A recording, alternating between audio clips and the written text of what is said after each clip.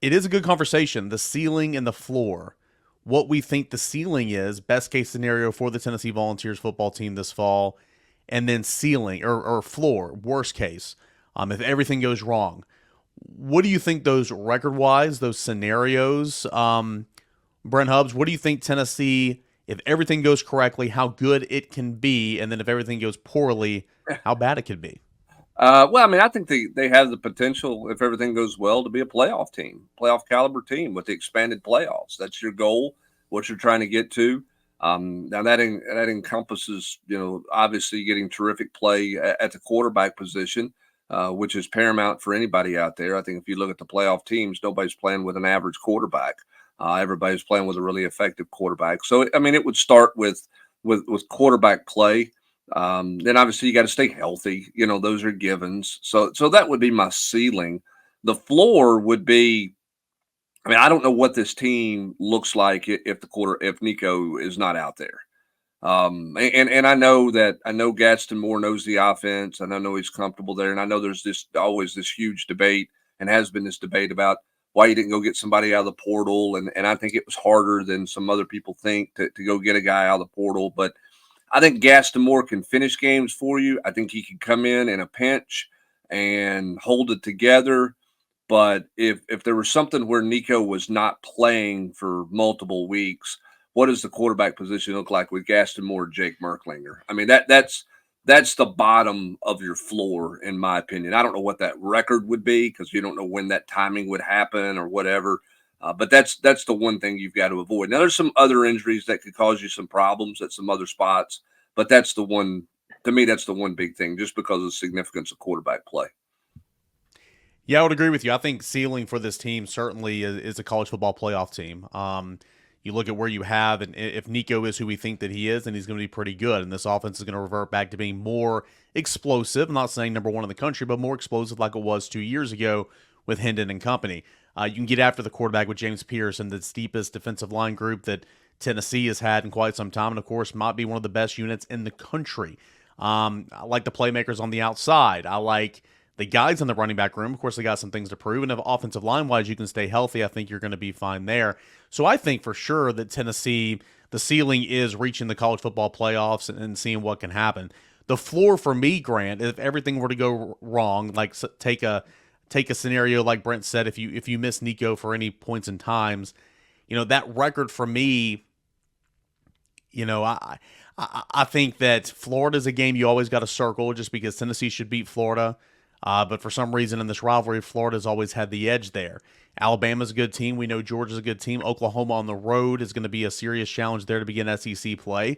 So, like worst case scenario or the floor, I'm thinking somewhere around 8-4 for me. But of course, if you miss a star player for any extended period of time, then maybe it's even lower than that.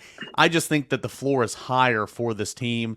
It's talented and it's in a better spot to where, if something goes wrong, you're still going to be better off than in normal years because I like this group and I think this group has some depth where it counts.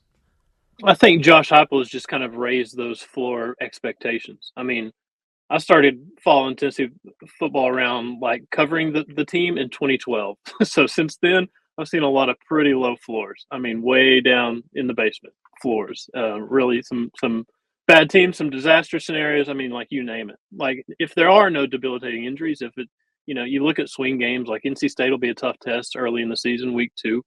Going to Oklahoma is going to be tough. Florida is always Florida until Tennessee starts doing something different on that front. Alabama's Alabama. Going to Georgia's going to Georgia. So I mean, I think college football playoff, sure, because it's a 12-team playoff and it's a different feel and it's a completely different scenario in terms of what you got to do to get there. I think that's the ceiling for this team, maybe 10 wins or something like that. Maybe, I think that's where my brain goes ceiling wise, just because that's the what we've seen them do. That's the highest win total I've seen from them in the whatever it's been 13 years since I started following them around for work. And I do think 8-4 could be a kind of a floor thing. But that is the caveat of like Hubs was talking about, no debilitating injuries. You have Nico. People stay healthy. You're not completely bitten by the injury bug at certain position groups, stuff like that. So I think you look at the swing games and everything is going to depend on that. The NC State, the Oklahoma, Alabama and Georgia, maybe even Florida at home. I think two games that really help in this conversation, Rob, when you're talking about reaching your ceiling, is the fact that in just the way the schedule lies out, you do get Alabama at home this year. You do get Florida at home. And yes, we know what happened the last time these two teams squared off in Neyland Stadium. Tennessee won. Alabama's got a really, really good college quarterback. Alabama's still got a really good roster despite Nick Saban not being the head coach there anymore. Florida, it feels like Billy Napier is going to be coaching for his life, and that brutal 5-game stretch to end the season. And Tennessee comes even before that. The point is, you get those two teams, or you get those two games at home, and Tennessee plays pretty well at home at Neyland Stadium, and I think that helps in this conversation. Whereas you're going to have to go on the road to Georgia later in the year, as Grant already mentioned, you got the neutral side game against NC State, which I think Tennessee should win that game for sure, but it's not going to be a laydown. I mean, it's going to be a challenge. How do you handle the road environment at Oklahoma to be an SEC play? But again, knowing you have two of your three biggest rivals at home, I think helps in the conversation of saying the floor is higher and Tennessee can reach that ceiling this year in 24. Yeah, barring the injury bug that Hubbard mentioned, I would say I would go 8-4 as the floor. And to me, the wild cards would be Alabama, because you just don't know, what it's going to be like in the year after the legend, steps away. I mean, they do bring back a lot of pieces, but it's still, it's a completely new era. You get that game at home, but that to me is a wild card. I think. I may be wrong in this, oversimplified, but Florida should not be a wild card. I mean, that's one you should be able to circle. No, you're exactly right. I mean, it shouldn't be, but for me, it's I know the tortured history. I get it. All that. I'm well aware. I've seen it, but I mean, I don't think Josh Heupel feels any of that. I don't think Josh Heupel's kids feel any of that. And I'm just saying, with where his program is at, where Florida's program is at, that to me is one that you got to circle at home. And I mean, you just got to get that one. Long-winded way of saying, to me, the wild cards are Alabama and Oklahoma. I mean, it would be an upset to win at Oklahoma, but it wouldn't be a shock. It's feasible, and you got to beat Alabama at home. You got to win one of those two, or pull the stutter at Georgia. I mean, don't you think 10-2 really has you in the thick of the playoff conversation? Oh, yeah. I mean, maybe a shoe in. Yeah, I think so. I mean, if you're 10-2 with losses to to Georgia. At Georgia. Yeah, at Georgia, and then at Oklahoma, maybe. Yeah, you're very much in that college football playoff conversation. So I think we all agree that if this team plays well and hits on all cylinders, it's a college football playoff team in 24 because of the expanded college football playoff. Let me take it a step further, and I mean that's the goal. And you always want to be in Atlanta. You always want to have the opportunity to play for a conference title. I mean, I'm not trying to diminish that, but at the end of the day, I'd rather play for a national championship, have that opportunity. Yeah. But in saying that, Brent, how can Tennessee be in Atlanta this year? What realistically what needs to happen? Is that ceiling talk in engulfing Atlanta in a spot for an SEC championship as well? Well, I mean, that depends. I mean, I think Georgia. Most people are going to put Georgia there, and then the question is, is Tennessee the second best team in this league? With the schedule that they're playing, do you like Tennessee's chances versus what Alabama's got in front of them? When you look at their 24 schedule, I don't know. I mean, I have no idea what LSU is going to be like for Alabama at the end of the year when they play there. They get Georgia at home, which obviously is going to be a challenge. But I mean, Tennessee's got to go to Oklahoma, and what does that look like? How does everybody manage that week? Where is Oklahoma at with their roster? You got two young quarterbacks going at it. You think that favors the home team pretty significantly.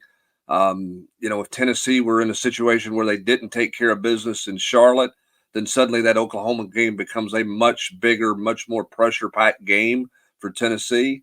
If something were to happen in Charlotte against an NC State team that I don't know that they're going to be better, Grant, but they're going to be different. And there's going to be some unknown with them. They're playing a Thursday night warm-up game, and then you'll see. I mean, they've got, they got a new quarterback. They got a big-time talent at receiver. They got a new running back coming in. I mean, offensively, they're significantly different than they were a year ago, which they needed to be. And defensively, they're always pretty salty under Dave Dorn. So I think that's the one that can do a lot to dictate what you're talking about, Eric, and kind of where Tennessee's at. That's when you don't need to slip up in that one. Because if you do, then you put a lot of pressure on yourself moving forward, particularly with that Oklahoma trip coming up after the Kent State game. So can they get there? I mean, yeah, I mean, we've seen anything is possible.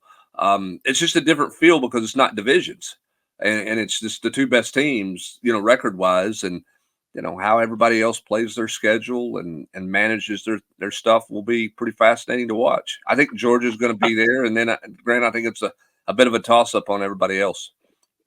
I mean, that NC State game in week 2, it's going to be 2 ranked teams. I mean, this is not going to be. This is certainly not going to be Virginia and Nashville. Right. And it'll probably feel like a Tennessee home game, I would imagine, in Charlotte, even though you're in the state of North Carolina and you're playing North Carolina State. And if you do take care of business, I think so much swings on the Oklahoma game. And I think it would be so much different if you're playing Oklahoma in October or even November. The fact that you're playing them in Oklahoma's first game in the SEC, and it is Josh Heupel, and he's going to Norman and all that stuff. Like, there's so much. There's going to be a lot of hoopla around that game from the Oklahoma side of it, just because they're joining a new league, and I'm sure you want to make a statement in your first game as an SEC member. And the sky is not falling, and the world's not over if Tennessee loses that football game. If Tennessee wins that football game and goes on the road and beats Oklahoma to start SEC play in September, I think that does kind of announce them as a team to watch in the SEC, and maybe a team that could compete for Atlanta, because you got to go to Arkansas and win that game. You got to beat Florida at home, like Florida is a team that Vegas put a win total of 5 on, and Tennessee's got a win total of 9 on. I mean, that tells you where Florida is and how you should handle them at home. And if you can do that, then you're talking about going to hosting Alabama a week later at 6-0, and that's obviously that's the same scenario from 2022 when Tennessee was 6-0 and Alabama came to town. So so much of it swing. Like, NC State's going to be a great test week 2. That's awesome that it's there, and you're going to see something from this Tennessee team at that point, for better or for worse. But man, so much of it going to Oklahoma, it feels like it could almost be a tone setter for Tennessee if they could go out there and win a football game.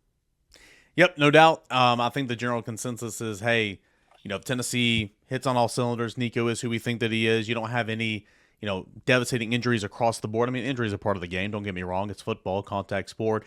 But this team has a chance and is talented enough, and kind of where your program is and the roster is, to be a college football playoff team. And if not, if you, stoop down to the worst of the worst, that floor is where a lot of our win-loss predictions were, back in the late 2010s and some of those dark years. Like, if you can get to 8-4, right? If you can get to 8-4 or 9-3, that just kind of shows you kind of where this roster is and the transition under Josh Heupel a couple of years in. It's not over. It's not over, but you got a pretty good roster here entering 2024, and we finally get to see Nico lead the bunch. Yeah, here's the thing about the Oklahoma deal that's pretty interesting too. I mean, they open with 4 straight home games, right? They open with Temple, and then they go host Houston, who's not a bad team, I don't guess. I mean, you got where they're at. And then Tulane, who's been a good team the last few years, they host. That's their 3 games before Tennessee comes to town. Will they be in a better shape in terms of mental preparation for a big game like Tennessee because of what they're playing with Houston and Tulane and the challenges there? Or will Tennessee be in better shape having played Chattanooga, neutral site game against a ranked NC State opponent, Kent State at home, and then going to Oklahoma? Like who is more equipped to handle the moment with young quarterbacks? Oklahoma, their 4th home game, having played Tulane and Houston, or Tennessee having played what I would consider one quality opponent in NC State in a neutral site game? I think the answer to that, Rob, would probably be Oklahoma, right? I mean, I think quality competition and playing 2 games like that you got to get up for is significant. But I think going on the road, I mean, even if it's a neutral site game, is a big deal, especially, all the operations and that kind of stuff, Hubbard, that doesn't matter whether it's a neutral site game or or a true road game. I mean, just getting used to it. If you're a young team, finding out, where, how the schedule goes Friday night. I mean, I think all that stuff matters a little bit, but Oklahoma probably is playing 2 better teams, but I think it's not insignificant that Tennessee will have, gotten on buses and an airplane once before they go to Norman.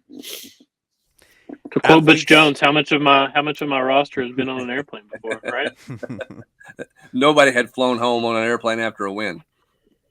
Athletes and coaches are certainly creatures of habit, Rob. So that's a really, really good point. Doesn't matter if it's neutral site. You're still going on the road and playing away from Neyland Stadium. Leaving the walkthrough. I just wonder if you're more battle tested playing Houston and Tulane back. I think the answer is yes. Versus playing NC State, Kent State coming in. Yeah.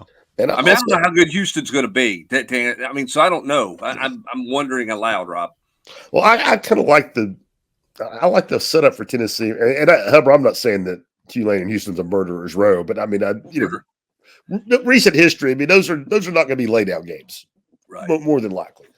But I like the way it sets up for Tennessee. Is you're going to get tested, and assuming you handle it, then you got a week, off.